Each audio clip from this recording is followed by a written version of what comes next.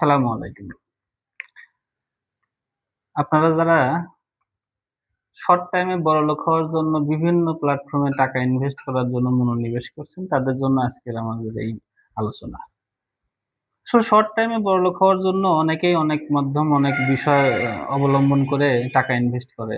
টাকা ইনভেস্ট করার পারপাসে আসলে বর্তমান সমাজে দেখা যাচ্ছে যে বাইনারি ট্রেডিং করে টাকা ইনকাম করার একটা বিভিন্ন আ সোর্স দেখায় মানুষের থেকে অ্যাফিলিয়েট সিস্টেমে একটা মানি জেনারেট করে বিভিন্ন প্রতারক চক্র।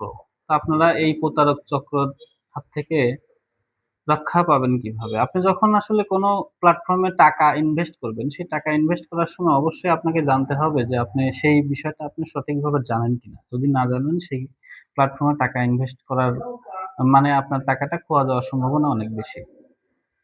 আচ্ছা, এইখানে যারা টাকা ইনভেস্ট করেন, ট্রেডার অথবা বিভিন্ন অনলাইন স্ক্যামার তাদের দেখে অনুপ্রাণিত হয়ে টাকা ইনভেস্ট করেন।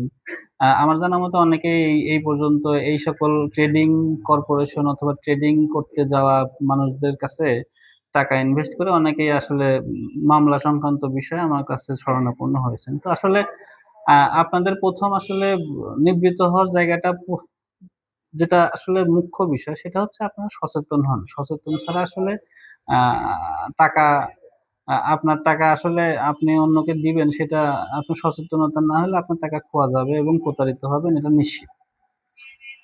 তো আমি চাই আপনারা ভালো থাকেন।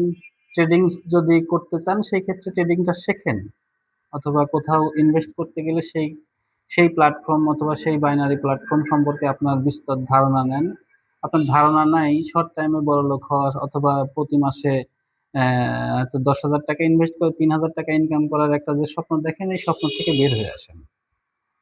যদি আপনারা এই ধরনের কোনো প্রতারণার শিকার হন সেক্ষেত্রে এই প্রতারিত ব্যক্তিগুলা কোথায় আসলে যাবে? প্রতারিত ব্যক্তিগুলা যাবে অ্যা তার নিকটস্থ থানায় গিয়ে জিডি করতে পারেন। তো আবার সাইবার ইউনিটে আপনারা অভিযোগ দাখিল করতে পারেন। পাশাপাশি পরিচিত আপনার বিশ্বস্ত কোনো আইনজীবীর মাধ্যমে আপনার এই বিষয়গুলোতে আপনি আইনি পদক্ষেপ নিতে পারেন।